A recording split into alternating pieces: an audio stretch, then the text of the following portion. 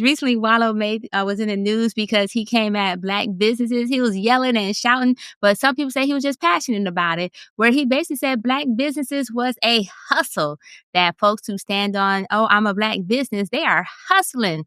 And he's not supporting anybody just because they're a Black business. And he'll say that all day, every day. And so I'm just curious as to what are you guys' opinion about this? Because the way he had it sounding like Black folks just can't do right. And because they're Black, they ain't getting his business. So let me just go ahead and clear some things up. He also mentioned customer care and quality. And I'll land there. What are you guys' thoughts on this? I just say that support is not a handout. You know what I mean? I don't owe anybody my support. It's my dollar, my time, my choice. You know what I mean? If it can be my body. Anyway, no, I'm sorry. I digress. Here's what I'm saying. I'm just saying I get to spend money where I want to spend it. He can spend his money where he wants to spend it. And if time has shown him he cannot trust his dollar in those establishments and the time that he spent to take there, and he don't want to go there, then I respect his choice too. Right? And I say to people who listen to what he said, listen to what the rest of it he said. And he said, listen, he gave the solution. I ask you this question. What are Black businesses known for? What? I mean, you can think about other cultures and you'll go, oh, not to be stereotypical, but Indian people, they own the hotels. And da, da, da, da. What are we known for? We're known for bad customer service. That's tragic. And so if our businesses are associated with that, people will avoid our businesses. And what's even worse, and I'm going to get back on my soapbox and I'm going to get off, I promise. Okay? What's even worse is y'all don't see that these tariff things, okay? You future Black entrepreneurs is cutting into your Alibaba or whatever you're doing to get your stuff cheap, right? All y'all ain't coming up no more, okay? All y'all will have them fantastic prices. So it's getting smaller. So you better compete on something. You can't compete on price. It better be on quality and customer service. Your boy was right. I see. Jay, wow, way to weave that back in. I'm sorry, but go ahead, Delvin. Come for me. Let's call back like a motherfucker, but go ahead. I'll be remiss not to agree with Jay. I mean, you got to support Black businesses, especially Black businesses that offer excellence, because we have a duty to not support mediocre or Black businesses that do poor customer service or, poor business or shady business, because the more you support them just because they're Black, the longer they're going to stay open and the longer the mediocrity is going to stay in the system. You have a duty to not support mediocre Black businesses. And it may be few and far between, but tell you one thing I know about Black people, you'll drive 30 minutes to get your cheeks clapped. So go drive 30 minutes to support that business. And I'm done. Well, Miss Sex Positive, I believe this on you. I kind of don't know. No, you said you have a duty to not support. Okay, you went the opposite. Okay, like you said, you have a duty not to support. Okay, a mediocre one. Yeah, I do think that Black people have a tendency to think that our allegiance and our loyalty means our continued support, regardless of environment or what we experience. I do agree that we have some poor customer service skills that we employ or the lack thereof. I do want to just consider the fact that we really don't have the ability to access resources like other people do. So business school, trainings, funding to kind of teach you how to run a business effectively is not something that we really tap into or have access to because of other reasons. So that might contribute to the poor customer service or lack of business acumen that we see. Does it excuse it? Absolutely not. Am I going to support your shitty business? Absolutely not. But will I try once? Yes, I will come and spend my dollar with you in support of the first time. If not, I'm going to go wherever I need to go to get my needs met, whether that be a Chinese food place or whomever else is serving what I like. That's just where I'm going to do. Yes. I don't know if I want to break the wall or not, or just, I don't know what direction I want to go in. I'm going to be honest with the audience for a second here. Like in these topics, there's like different parts where I'm like, how do I feel about this? Right. Because in truth, what he said to the audience, he said was appropriate, right? In the sense of he was speaking to entrepreneurs and encouraging them to try to provide a really great product and not focus on the hustle that is supporting Black businesses. Because that is a hustle. right? If we're gonna talk about it just a little bit, that people lean on that as if that is the Black business. I'm doing X, I'm gonna slap this label on it, and I expect some support without consideration for the business, the machinations, the customer, the target audience. If we're gonna be honest, way too many of us start businesses with having no idea what the fuck we're doing. And we don't even research, right? And then kind of know who our customers are, for example. With that being said though, right? So I think that's part of it. But I think the other part was, I think the phrase that I hear a lot is hit dogs hollering. I think the people who had a problem with what Wallo said are like hit dogs, right? Because the part about bad customer service seemed to hit them in a certain type of way, because he ain't really say anything wrong for real.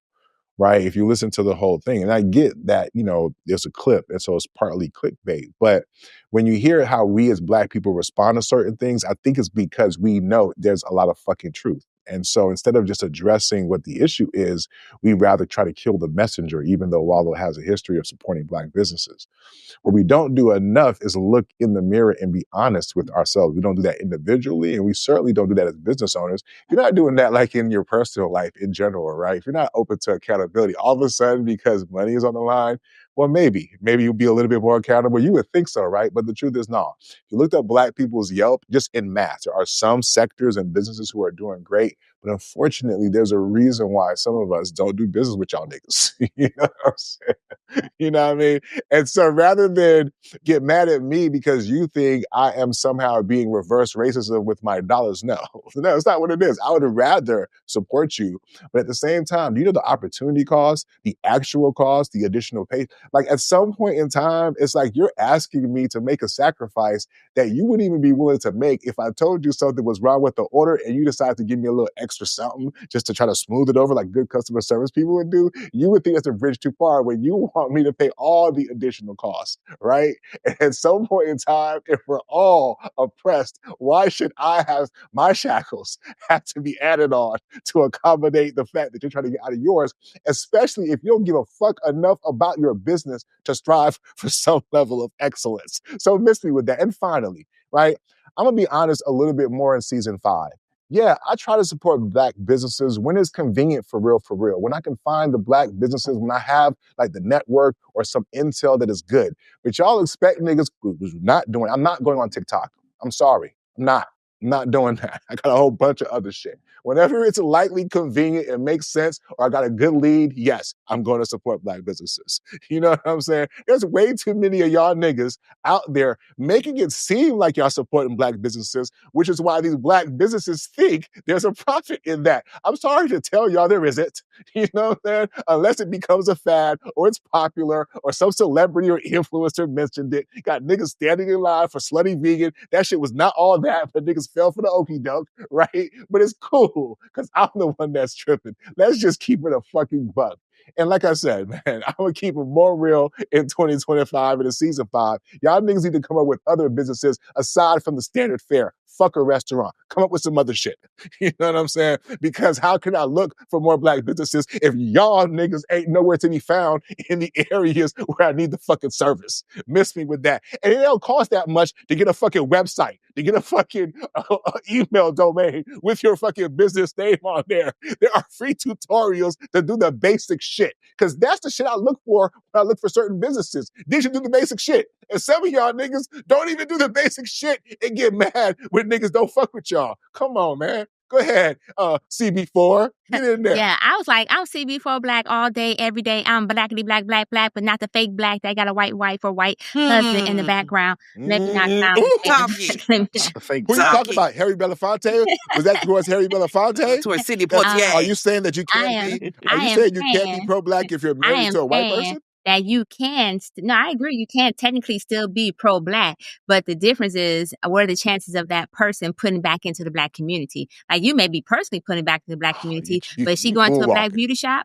Is she shopping in? So anyways, with that being said, but look, let me go back to this. So what I'm hearing is that, because my question, when Jay asked that question, so this is rhetorical. When Jay asked that question, like, what are Black people known for? Bad customer service. My first question was, how do we become known for bad customer service? Because, you know, back in the day, Black folks used to excel at customer service, particularly long time ago when they sold watermelon as an example. And then, you know who got a hold of that? Because they found out how much money Black folks was was making selling watermelon, they made it a negative trope and negative stereotype. And therefore, Black folks kind of disassociated themselves with the watermelon business. And so my question is that what we're experiencing within the Black community now, where somebody said, oh, they got poor customer service. And while unfortunately some things become internalized as a stereotype, we then internalize and act on it to our own detriment. But is that how it actually started? Because how do we know about this bad, poor customer service? I think I'm going to give an example. So today I had an appointment at 9 o'clock. The person was 10 minutes late. I was the first appointment of the day. My husband was with me and she called to let me know she was running 10 minutes late. The first thing my husband said was, oh, this is a Black business, ain't it? And I was like, what the, and I was like, why automatically did you assume it was a Black business? And then I said, well, actually, yeah, because if you know me, I'm going to shop Black first. I'm going to do business Black first. And because I want to support within the Black community.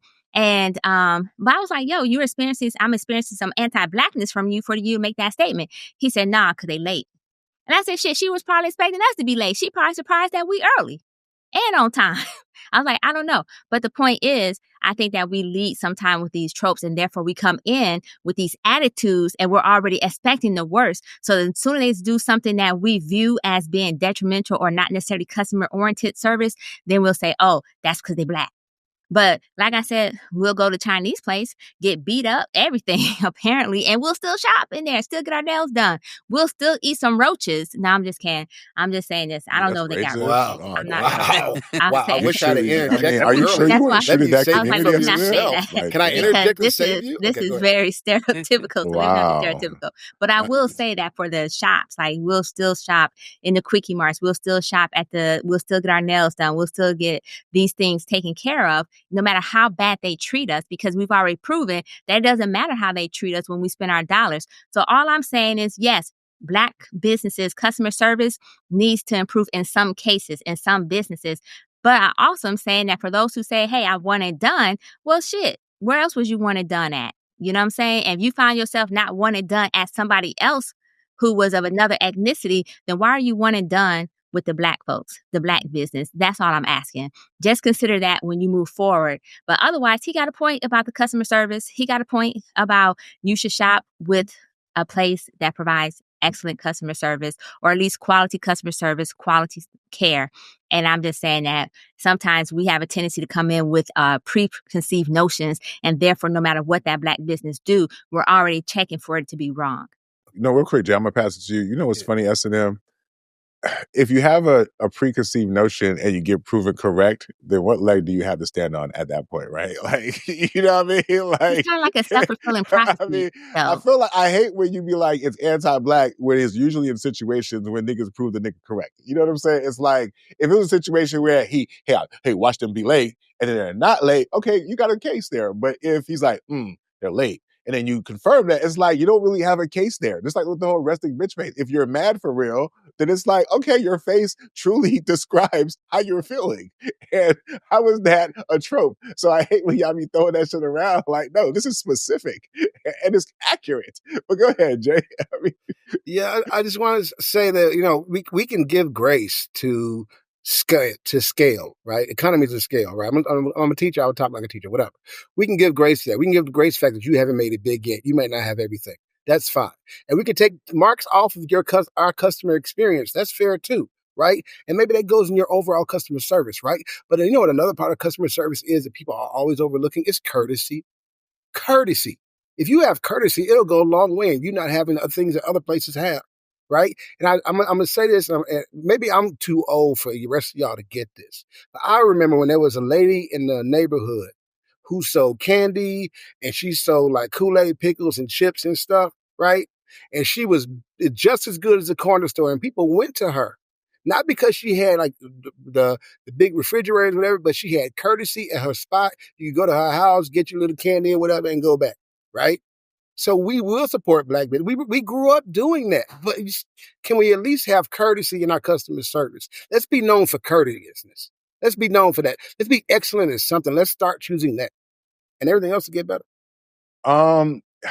Listen, the only thing I would say is in closing this conversation, because there's other things that we want to talk about for sure, is just be more accountable, man.